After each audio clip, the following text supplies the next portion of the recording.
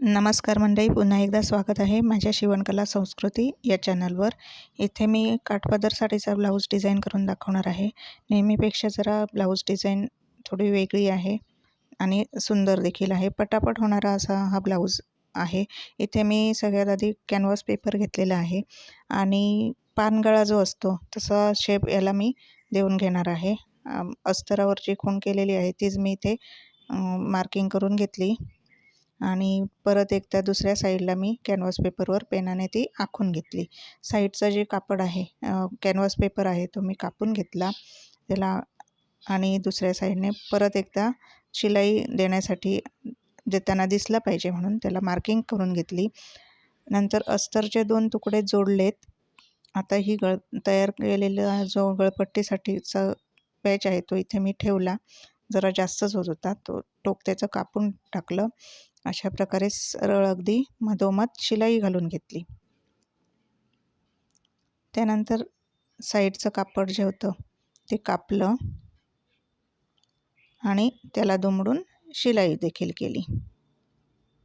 अशा प्रकारे आपला पानगळाचा गळा कॅनव्हास पेपरवर तयार झालेला आहे. त्याच्यानंतर मेन फॅब्रिक आणि अस्तर मी इथे जोडून घेणार आहे. उलट साईडने हे अस्तर चारी साईडने जोडायचं आहे आणि जादाचं कापड कापून टाकायचं. नेहमीप्रमाणे मधोमध नॉच देऊन घ्यायचे, रेषा मारायची पट्टीच्या सहाय्याने, टेप किंवा टेपच्या सहाय्याने.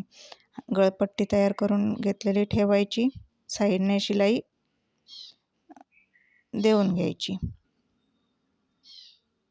हा खोल गळा आहे एकदम, पण ह्याला मी मध्ये पॅच लावणार आहे. सुंदर अशी ही डिझाईन आणि कमी वेळेत होणारी डिझाईन आहे. नक्की एकदा तुम्ही ट्राय करून बघा. इथे मधला जो कापड आहे तो मी कापून टाकला. ह्याचा हुक लूक पट्टीसाठी वापर करणार आहे. मध्ये नॉच देऊन घेतला जेणेकरून कॉर्नर व्यवस्थित येईल. जिथे वळण आहे तिथे नॉच देऊन घ्यायचे, गळा पलटवायचा आणि दाबशिलाई द्यायला सुरुवात करायची.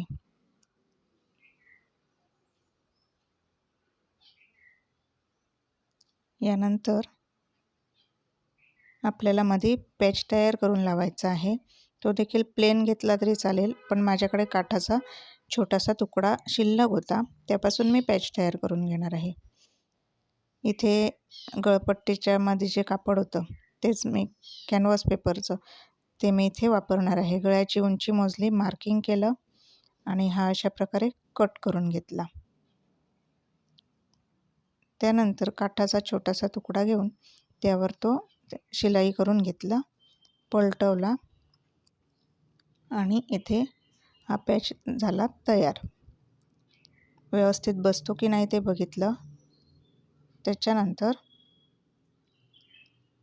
इथे मी दाबशिलाई देऊन घेतली आणि त्याला लगेचच लेस देखील लावून घेतली. यावर 2 शिलाया मी घालून घेतल्या आणि बाजूचं कापड कापून पॅच तयार करून घेतला. आता हा पॅच लावण्यासाठी तयार. परत एकदा गळ्याची उंची मोजली आणि पॅच मी लावून घ्यायला सुरुवात केली.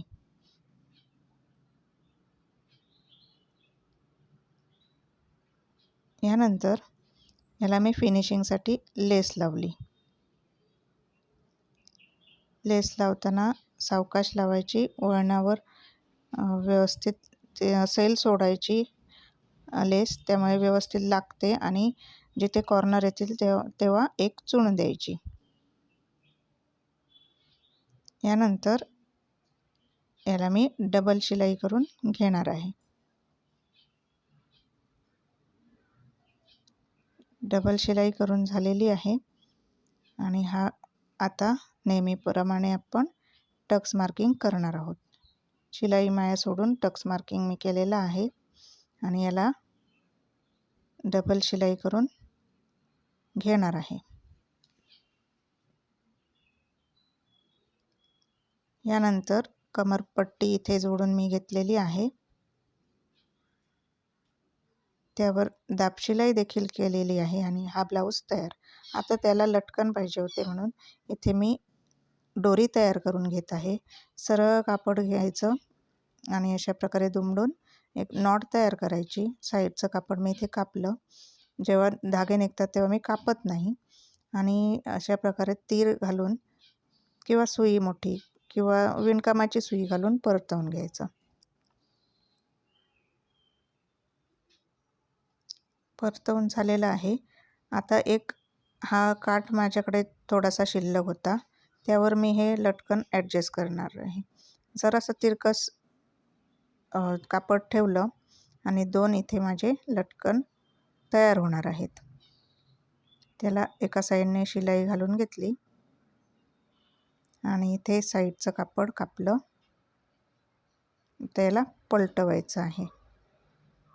पलटवल्यानंतर दाबशिलाई द्यायची आहे. इथे आपण दाबशिलाई देताना लेस देखील लावू शकतो आणि अशा प्रकारे नॉट तयार झालेली आहे. नॉट ही किंवा लटकन मी ब्लाऊज पूर्ण शिवून झाल्यानंतर लावणार आहे. ब्लाऊज डिझाईन तयार. व्हिडिओ पाहिल्याबद्दल धन्यवाद.